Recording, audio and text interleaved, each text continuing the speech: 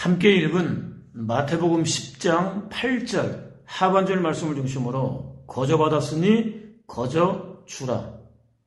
거저받았으니 거저 주라 라고 하는 제목으로 함께 은혜를 나누도록 하겠습니다. 그는 이제 막 교회에 출석하기 시작했습니다.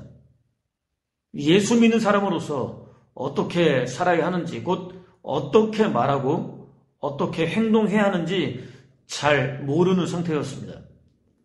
거기다 그가 살고 있는 마을은 불교 영향이 대단한 곳이었습니다. 마을 사람들은 교회에 출석하는 그의 일거수일투족을 하나도 놓치지 않고 빠짐없이 지켜보았습니다. 그는 하루하루 그들의 따가운 시선을 의식하며 살아내야 했습니다. 하루는 그가 저녁 시간에 목사를 찾아왔습니다. 얼굴은 시뻘겋게 달아올라 있었습니다. 목에는 핏대가 서 있었습니다. 목사는 다그치듯 왜 화가 났느냐고, 누구하고 싸우기라도 했느냐고 물었습니다. 그는 오히려 그 반대라고 대답했습니다. 정말 화가 머리끝까지 났지만 예수 믿는 사람은 서로 사랑해야 한다는 목사의 말이 생각나서 꾹 참았다는 설명을 덧붙였습니다.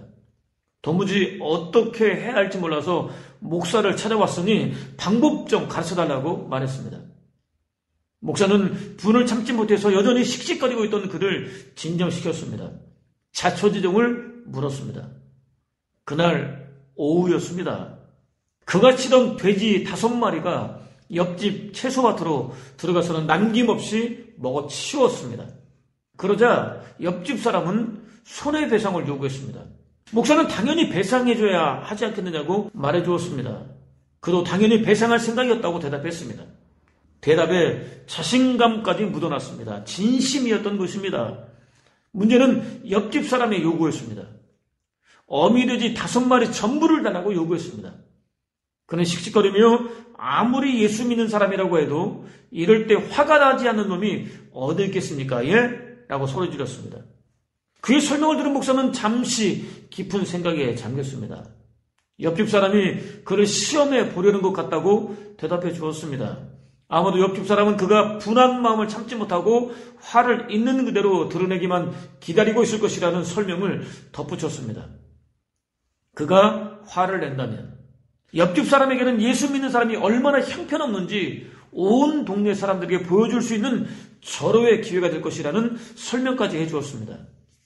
옆집 사람이 그렇게 하지 못하게 하려면 원하는 것을 다 주어야 한다고 제안했습니다. 물론 그가 손해를 입게 되더라도 하나님께서 훨씬 많은 것으로 갚아주실 테니 걱정하지 말라는 위로도 잊지 않았습니다. 그는 한동안 고민에 빠졌습니다. 자신은 예수 믿는 사람이라고 고백했습니다.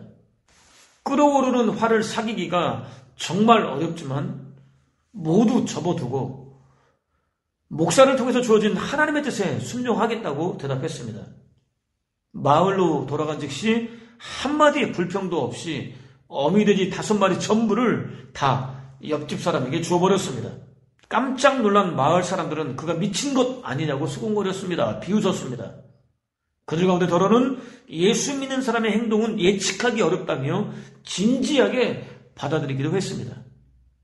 나뭇잎이 형형색색 아름답게 물들어가는 가을이 되었습니다. 사건은 그렇게 사람들 기억 속에서 잊히는 것 같았습니다. 그러던 어느 날 밤, 그가 목사를 찾아왔습니다. 어미 돼지들을 옆집 사람에게 주던 날, 목사 말에 순종하기는 했지만 속으로는 정말로 분했었다고 고백했습니다.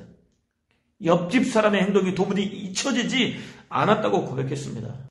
계속해서 그날 벌어진 일에 대해서 설명해 주었습니다. 아침에 일어나 보니 옆집 사람의 소들이 자신의 밭에 들어와 채소를 뜯어먹고 있었습니다. 옆집 사람이 난처한 모습으로 찾아왔습니다. 어떻게 배상하면 좋겠느냐고 물었습니다. 마음 같아서는 자신의 밭에 들어온 소들을 당장 다 내놓으라고 외치고 싶었습니다. 그렇지만 차마 입 밖으로 내놓을 수는 없었습니다. 목사의 대답을 듣고 싶어서 한 걸음에 달려왔습니다. 목사에게 돼지 5마리에 황소 7마리라니 제가 이겼지요? 라고 외쳤습니다. 흥분을 감추지 못한 채 목사님 말씀대로 하나님은 정말 제가 잃은 것보다도 훨씬 많은 것으로 갚아주셨습니다. 그렇지 않습니까? 라고 외쳤습니다. 전혀 예상하지 못했던 커다란 이익을 얻게 되었다는 기쁨을 감추지 못했습니다. 목사의 반응은 그의 기대와는 완전히 달랐습니다. 차분하게 그가 예수 믿는 사람이라는 사실을 상기시켜 주었습니다. 악을 악으로 갚으려 하지 말고 용서하는 마음을 보여주라고 권면했습니다. 들떠 있었던 그의 얼굴은 순식간에 침울해졌습니다. 올 때와는 달리 한마디의 반응도 없이 완전히 맥 빠진 모습으로 힘없이 돌아갔습니다. 다음 날 저녁이 되었습니다. 그는 잔뜩 신이 난 모습으로 다시 목사를 찾아왔습니다. 그는 쉽지 않았지만 목사의 제안대로 옆집 사람에게 어떤 배상도 요구하지 않았습니다. 그날 오후가 되었습니다. 놀랍게도 옆집 사람은 자신이 배상으로 요구했었던 어미 돼지들과 어미 돼지들이 지난 6개월 동안에 낳은 새끼들까지 하나도 빼놓지 않고 모두 다 이끌고 그를 찾아왔습니다. 그의 것이니 모두 다 가지라고 말했습니다.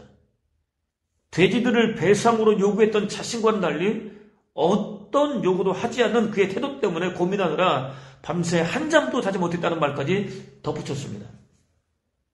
옆집 사람의 반응에 흥분한 그는 하나님께서 전혀 예상하지 않았던 많은 돼지들을 되돌려 주었습니다. 지난 6개월 동안 옆집에서 그놈들 전부를 먹인 먹이를 생각하면 하나님께서는 제가 손해본 것보다 훨씬 더 많이 갚아주셨습니다. 라고 외쳤습니다. 동시에 그의 표정이 진지해졌습니다. 이 모든 것들보다 훨씬 더 좋은 일이 있습니다. 마을 전체가 저를 예수 믿는 사람으로 인정하게 되었습니다. 이것이야말로 하나님께 받은 최고의 선물이 아니고 무엇이겠습니까? 라고 고백했습니다. 예수 그리스도께서는 공생애를 시작하면서 12명의 제자들을 세우셨습니다. 더러운 귀신을 쫓아내며 모든 병과 모든 악한 것을 고칠 수 있는 권능을 허락해 주셨습니다. 다니면서 하나님 나라를 전파하라고 명령하셨습니다. 전파하다를 직역하면 공포하다, 선포하다, 널리 알리다입니다. 마치 전쟁의 발발을 알리는 포고문같이 긴박하고도 분명한 어조로 선포하라는 의미입니다. 선포할 내용은 당시 기습적으로 임하여 있었던 하나님 나라였습니다. 이는 세례요한이 외쳤던 메시지였습니다. 구체적으로는 임박한 하나님 나라였습니다. 미래적이었습니다. 예수 그리스도께서 첫 번째 외쳤던 메시지 역시 하나님 나라였습니다. 하나님 나라는 예수 그리스도의 거룩한 인격 안에 완벽하게 깃들어 있었습니다. 하나님 나라는 예수 그리스도의 인격이 실현된 왕국이었습니다. 예수 그리스도의 메시지와 행동은 생동하는 하나님 나라의 완벽한 표징이었습니다. 하나님 나라는 예수 그리스도께서 하늘의 부자를 버리고 낮고 천한 인간의 몸을 입고 세상에 나타나셨을 때 이미 시작되었습니다. 오늘 저와 여러분이 하나밖에 없는 소중한 목숨을 바치면서까지 반드시 외쳐야 할 가장 중요한 메시지는 하나님 나라입니다. 문제는 대부분의 사람들이 하나님 나라를 이해하지 못하고 있다는 사실입니다. 믿지 않고 있다는 사실입니다. 믿고 있다는 그리스도인들은 죽어서야 들어갈 수 있는 나라라고 생각한다는 사실입니다. 그렇기 때문에 자신의 삶에서 하나님을 배제합니다. 약한 자는 강한 자에게 지배되는 약육강식, 하루가 다르게 급변하는 환경에 적응하면 살아남고 그렇지 못하면 도태되어 사라질 수밖에 없는 적자 생존, 조금이라도 나은 자가 이기고 못하는 자가 질 수밖에 없는 우승열패가 지배하는 세상에 완전히 복속됩니다. 무기력하게 복종합니다. 삶이 무의미하다, 절망이다, 나는 변방사람이다, 나는 가치없다 등의 말을 끊임없이 쏟아냅니다. 그리스도인이라고 하면서도 하루하루 지옥 같은 삶을 삽니다. 예수 그리스도께서 공생애를 시작하셨을 때의 성민 이스라엘 역시 조금도 다르지 않았습니다. 예수 그리스도께서는 그들을 향해서 하나님 나라가 시작되었다고 선포하셨습니다. 따로 구별하여 세우신 제자들에게는 나가서 거리를 다니면서 외치라고 명령하셨습니다. 또 예수 그리스도께서는 육체적으로 병들어 있는 자들을 고쳐주라고 명령하셨습니다. 존재론적으로 죽은 것이나 마찬가지인 자들을 살려주라고 명령하셨습니다. 종교적으로나 의식적으로 불결한 문둥병자들을 깨끗이 고쳐주라고 명령하셨습니다. 영적으로나 정신적으로 문제가 있는 귀신 들린 자들을 회복시켜주라고 명령하셨습니다. 하나님 나라가 도래에 있다는 증거를 확실하게 보여주라고 명령하셨습니다. 무엇보다 너희가 거저받았으니 거저주라 라고 명령하셨습니다. 거저는 선물이라는 뜻을 가진 단어로부터 파생되었습니다. 선물로 값없이 라는 의미입니다. 그렇기 때문에 너희가 거저받았으니 거저주라 라는 구절은 선물로 받았으니 선물로 주라, 또는 값없이 받았으니 값없이 주라 라고 지역할 수 있습니다. 선물로 받았으니 값을 받으려 하지 말고 사랑하는 마음으로 그냥 주라 라고 의역할 수 있습니다. 이는 복음을 전하는 이들이 반드시 기억하고 지켜야 할 대단히 중요한 원칙입니다. 사실 허물과 죄로 죽은 인류를 구원으로 이끌어주는 예수 그리스도의 복음은 다른 그 무엇과도 비교할 수 없는 그야말로 지상 최고의 선물입니다. 최상의 선물입니다. 치유할 수 있는 권능 역시 마찬가지입니다. 원래는 하나님의 것이었습니다. 하나님께서 은혜로 값없이 허락해 주셨습니다. 하나님께서 작정하신 인류 구원이라는 위대한 역사가 완벽하게 이루어질 때까지만 맡겨주셨다는 표현이 훨씬 더 정확하다고 할 수 있습니다. 그렇다고 누구에게나 다 허락해 주지는 않으셨습니다. 창세전부터 구원하기로 작정한 이들에게만 허락해 주셨습니다. 예수 그리스도께 맡기신 이들에게만 허락해 주셨습니다. 받은 이들에게는 그야말로 더할 나위 없이 큰 복입니다. 이 세상에 존재하는 가장 귀한 보물들을 하나도 빼놓지 않고 다 죽어도 바꿀 수 없을 만큼 큰 복입니다. 받았다는 사실 자체만으로 만족할 수 있어야 합니다. 무엇보다 재산을 축적하기 위한, 사리사욕을 채우기 위한 여러 가지 수단들 가운데 하나로 예수 그리스도의 복음을 전파할 수는 없습니다. 복음을 전파한 다음 그에 합당한 대가를 지불해달라고 요구할 수도 없습니다. 주면 허락해 주셔서 감사하고, 주지 않아도 예수 그리스도의 복음을 전할 수 있었다는 사실만으로도 감사할 수 있어야 합니다. 혹 굶게 되더라도 마찬가지입니다. 미물인 까마귀와 한 끼밖에 남지 않은 음식을 먹고 죽으려고 작정했던 여인을 통해서 당신의 종을 먹이셨던 하나님께서 굶기실 때는 분명 그만한 이유가 있을 것이기 때문입니다.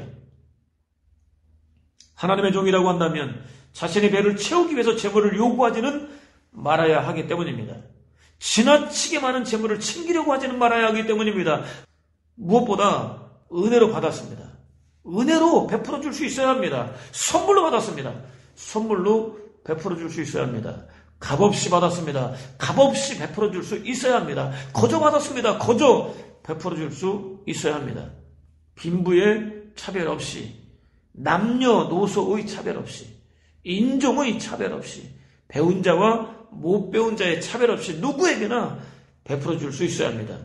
마치 장사꾼처럼 반드시 이유를 남기고야 말겠다는 어떤 계획이나 의도도 가지지 말고 아낌없이 베풀어 줄 수 있어야 합니다. 딱 한 번밖에 주어지지 않는 유한한 인생, 나 하나 구원받고 내 한 가족 잘 먹고 잘 살기 위해서 남은 소중한 인생을 허비하지는 말아야 합니다. 거저 받았으니 거저 주어야 하는 그리스도인의 본질적인 삶에 충실할 수 있어야 합니다. 한 청년이 집 앞에서 자전거를 열심히 닦고 있었습니다. 소년 하나가 가던 길을 멈추고 호기심 어린 눈으로 구경하고 있었습니다. 번쩍번쩍 윤이 나는 자전거가 몹시 부러운 듯 바라보았습니다. 꽤나 비싸겠다고 말했습니다. 청년은 자신이 산 것이 아니라 형이 사줬다고 대답해 주었습니다. 자전거를 닦으면서 소년이 틀림없이 자신도 이런 멋진 자전거를 사주는 형이 있었으면 좋겠다는 생각을 하고 있을 것이라고 확신했습니다. 그런 형을 가진 자신은 정말로 행복하다고 생각했습니다. 소년에게 이런 자전거를 갖고 싶지 않느냐고 물었습니다. 자전거를 사줄 정도의 형이 있느냐는 의미가 암시되어 있었습니다. 소년은 즉시 아니라고 대답했습니다. 자신도 동생에게 자전거를 사줄 수 있는 형이 되고 싶다고 말했습니다. 심장이 약해서 조금만 뛰어도 숨을 헐떡이는 동생에게 이런 멋진 자전거를 사주고 싶은데 자신에겐 돈이 없다는 설명을 덧붙였습니다. 소년은 멋진 자전거를 받고 싶은 소원이 아니라 아끼는 동생에게 멋진 자전거를 사주고 싶은 간절한 소원을 가지고 있었던 것입니다. 세상에는 누군가로부터 도움을 받고 싶은 사람이 있습니다. 대부분의 사람들이 그렇다고 할 수 있습니다. 자신이 원하는 만큼 충분히 받지 못했다고 판단될 때는 거침없이 원망과 불평을 쏟아놓습니다. 반면 누군가에게 도움을 베풀어 주고 싶은 사람이 있습니다. 더 많이 베풀어 주지 못해서 늘 미안합니다. 늘 안타까워합니다. 줄 수 있는 방법을 하나라도 찾게 되면 조금도 망설이지 않습니다. 곧 실천에 옮깁니다. 마찬가지로 남들처럼 부모로부터 제대로 된 유산 하나 받지 못했다며 노골적으로 원망하고 불평하는 자식이 있습니다. 부모를 자신의 근원이라고 생각하며 더 많이 해드리지 못해서 늘 죄송스러워하는 자식이 있습니다. 다른 남편이나 아내와 비교하면서 불평을 늘어놓으며 상처를 주는 사람이 있습니다. 자신의 남편과 아내가 되어주어서 너무 감사하다며 더 많이 사랑하고 더 많이 베풀어 주려는 사람이 있습니다. 그렇다면 오늘 저와 여러분은 과연 어떻습니까? 어떻게든 받아내려고 애쓰는 사람입니까? 아니면 어떻게든 베풀기 위해서 몸부림치는 사람입니까? 오늘 우리는 사순절 5번째 주일 예배를 드리고 있습니다. 예수 그리스도께서는 허물과 죄로 죽은 저와 여러분의 구원을 위해서 당신 자신을 아낌없이 거룩한 희생제물로 내놓으셨습니다. 사이에 나 있으니 라는 시가 있습니다. 내 뒤에는 나를 보내시는 분이, 내 앞에는 나를 맞이하는 이가, 그 사이에 나 있으니 나를 보내시는 분이 나를 맞이하는 이를 나를 통해서 만날 수 있도록, 나를 맞이하는 이가 나를 보내시는 분을 나를 통해서 만날 수 있도록, 그 사이에 나 있어야 하지만 나는 작을수록 좋다. 나는 사라지면 더 좋다. 악보는 연주될 때 비로소 진정한 음악이 될 수 있습니다. 종은 울릴 때 비로소 진정한 종이 될 수 있습니다. 은혜는 값없이 나눌 때 비로소 진정한 은혜가 될 수 있습니다. 나눌수록 커집니다. 풍성해집니다. 저와 여러분은 하나님과 이웃 사이에 반드시 끼어 있어야 하는 존재이지만 작아질수록 흔적도 남기지 않고 아주 지워질 때 비로소 예수 그리스도께서 오롯이 드러날 수 있습니다. 무엇보다 하나님 나라는 저와 여러분이 값없이 거저받은 은혜와 축복을 값없이 거저 나누어 줄 때 비로소 시작됩니다. 자신을 드리고 소유를 아낌없이 내놓을 때 비로소 드러납니다. 그는 세계에서 가장 탁월한 바이올린 연주자인 동시에 낭만주의 작곡가입니다. 저는 몸속에 음악을 가지고 태어났습니다. 저는 ABC를 배우기 이전에 본능적으로 악보를 알아보았습니다. 그것은 신의 선물이었습니다. 그것은 제가 후천적으로 이루어낸 것이 아닙니다. 그런 까닭에 저는 음악에 대한 사례를 받기를 원하지 않습니다. 음악은 값으로 계산되기에는 너무나 신성합니다. 그리고 오늘날 음악인들이 요구하는 엄청난 가격은 실로 사회에 대한 죄악입니다. 라고 말했습니다. 하나님의 일꾼이라면 반드시 마음에 새겨두어야 할 엄청난 도전입니다. 당장 물질 없이 어떻게 하나님의 일을 할 수 있겠느냐는 항의와 공격이 마치 거대한 쓰나미처럼 밀려들 수 있습니다. 실제로 어떤 식으로든 물질이 제거된다면 하나님의 일이라고 자부하며 버려놓은 엄청난 양의 사역들이 즉각적으로 중단될 수도 있습니다. 그렇지만 물질이 없다고 해서 반드시 이루어져야 할 진짜 하나님의 일이 아주 중단되지는 않습니다. 여전히 충성스러운 하나님의 종들이 남아있기 때문입니다. 수고의 대가가 전혀 주어지지 않는 상황에서도 자신에게 남아있는 마지막 힘과 열정이 완전히 다 소비될 때까지는 결탄코 쉬지 않을 것이기 때문입니다. 값없이 거저받은 은혜를 값없이 거저 나누어주는 일에 최선을 다할 것이기 때문입니다. 무엇보다 허물과 죄로 죽은 인류 구원이라는 하나님의 위대한 사역은 저와 여러분의 흘리는 피와 땀과 눈물, 힘에 지나는 수고와 헌신과 봉사가 아니라 주고 또 주시다가 마침내 당신의 몸까지 거룩한 희생제물로 내려오신 예수 그리스도를 통해서만 완성될 수 있기 때문입니다. 당장 수고에 대한 열매가 나타나지 않을지라도, 수고에 대한 대가가 전혀 주어지지 않을지라도 값없이 거저받은 복음과 은혜를 값없이 거저 나눠줄 뿐 아니라 그리스도인이라는 자신의 정체성을 온전히 드러내는 복된 저와 여러분 되시기를 주님의 이름으로 축원을 드립니다.